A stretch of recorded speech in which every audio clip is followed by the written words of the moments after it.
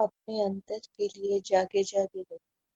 मन जो भी कहानियां बनाए उन्हें कट शॉर्ट कर दो।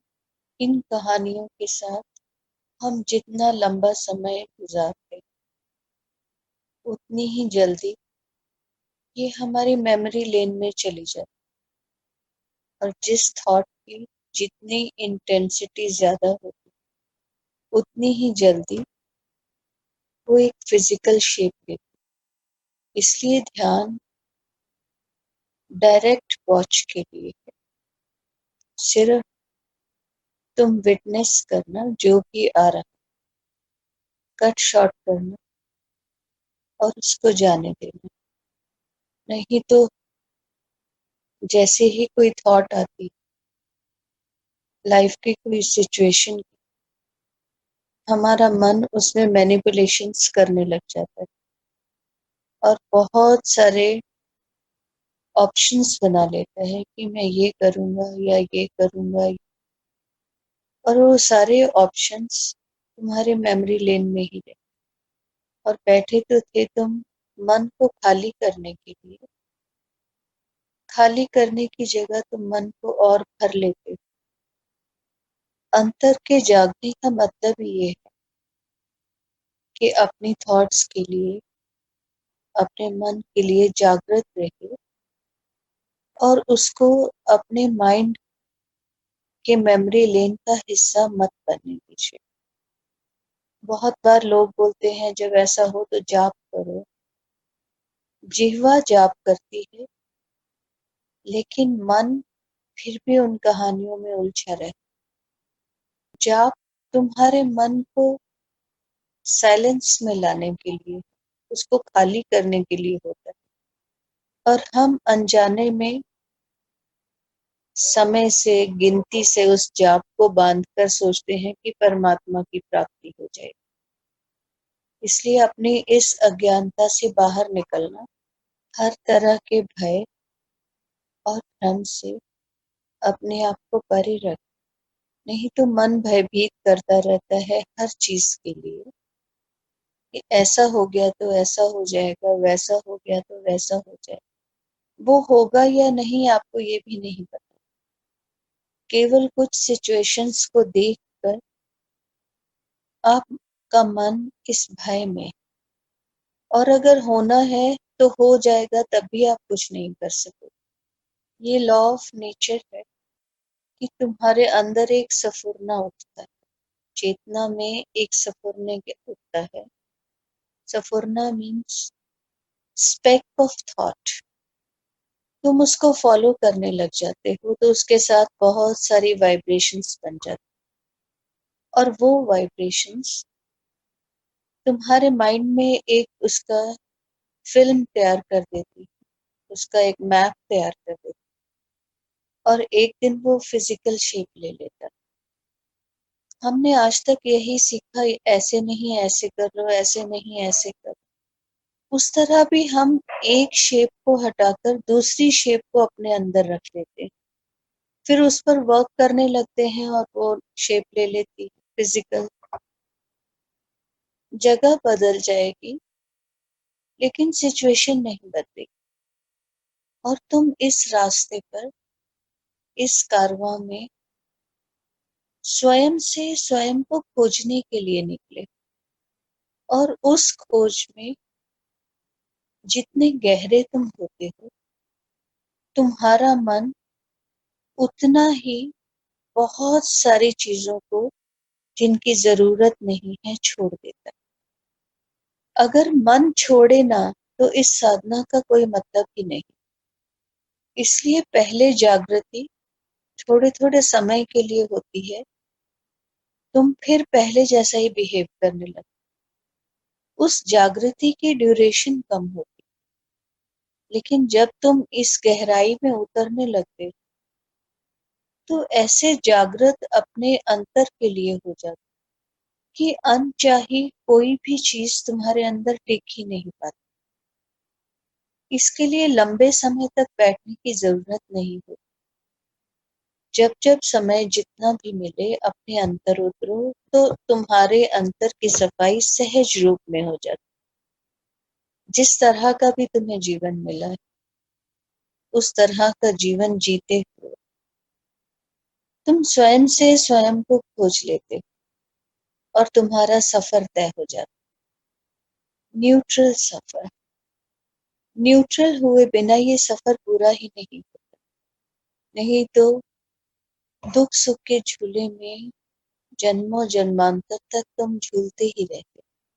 एक दृष्टि कर समसर जाने, योगी कहिए सोई। योग में सबसे पहले आपको समदृष्टि ही मिलती है। माँ, जी। कभी कभी ध्यान में बैठे ऐसा लगता है जैसे आप कहीं अटक गए हो। मतलब इसके आगे कुछ फील स्टक। हाँ, ऐसा होता है क्योंकि जागृति धीरे धीरे होती है। तुम्हारे अंतर तुम्हें लग रहा होता है कि इससे आगे कुछ है, लेकिन मैं जान नहीं पा रहा, या कि मेरी चेतना कुछ जानने के लिए कहीं उड़ान भर रही है और मैं आगे उड़ान भर नहीं पा रहा। ये अटकन जब तुम साधना में बार बार बैठते हो तो अपने आप निकल जाती है। ये अटकन तुम्हारे मन के तल पर होती है। मन किसी भी चीज को छोड़ना ही नहीं चाहता। यही मन का सबसे बड़ा ड्रॉबैक कहो या जो भी, वही है। तो उस चीज से घबराना नहीं चाहिए। बार बार जब बैठते हैं लोग, तो जहां अटकन होती है वहां से वो निकल जाती है, चाहे वो शारीरिक हो, चाहे वो मन की हो। क्योंकि मन भी तीन तल पर रहता है। एक चेतन, कॉन्शियस जिसे आप कहते हो।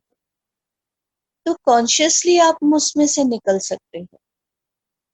सब कॉन्शियस वो साधना में बहुत बार उस क्लियर हो जाता है। फिर अनकॉन्शियस, कि जिसके लिए तुम कॉन्शियस भी नहीं। जब तक मन के ये तीनों तल साफ नहीं हो जाते, खाली नहीं हो जाते, तब तक ये अटकन की फीलिंग जो है वो होती रहती है। कॉन्शियसली तो हम जागृत हो ही जाते हैं कि हमें ये नहीं करना, या ऐसे नहीं करना, या वैसे नहीं।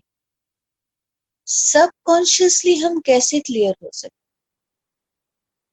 क्योंकि सब कॉन्शियस माइंड में वही गया है जिसको बार बार कॉन्शियसली आपने अपनी मेमोरी लेन में भरा, और वो उसमें है।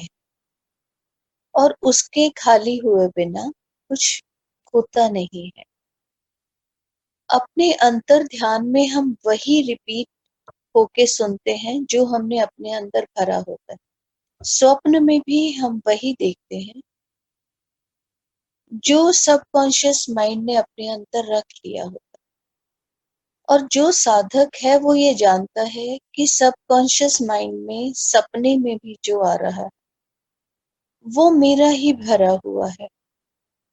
और वो उस स्वप्न में लीन नहीं होता कि कहीं वो एक फिजिकल शेप ना ले ले। क्योंकि तुम इन सब को छोड़कर सोर्स की तरफ चल रहे हो।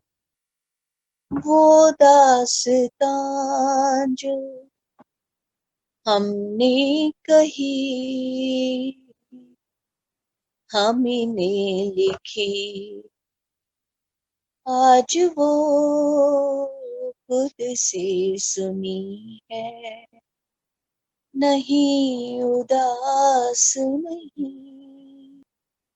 जब तुम कॉन्शियस हो जाते हो इस चीज के लिए, तो तुम्हारे अंदर उदासी नहीं रहती। तुम इसको गुजर जाने देते हो। तुम बार बार बैठते हो कि मन के जो तीनों तल हैं वो क्लियर हो जाए। ये तरंगे आ रही हैं, गुजर जाएंगी। वो तुम्हारी राह का रोड़ा कभी नहीं बनती, कभी भी नहीं। इसीलिए मन को कॉजल बॉडी कहा गया, कारण शरीर, कि ये भी एक तरह का शरीर है और ये कारण है।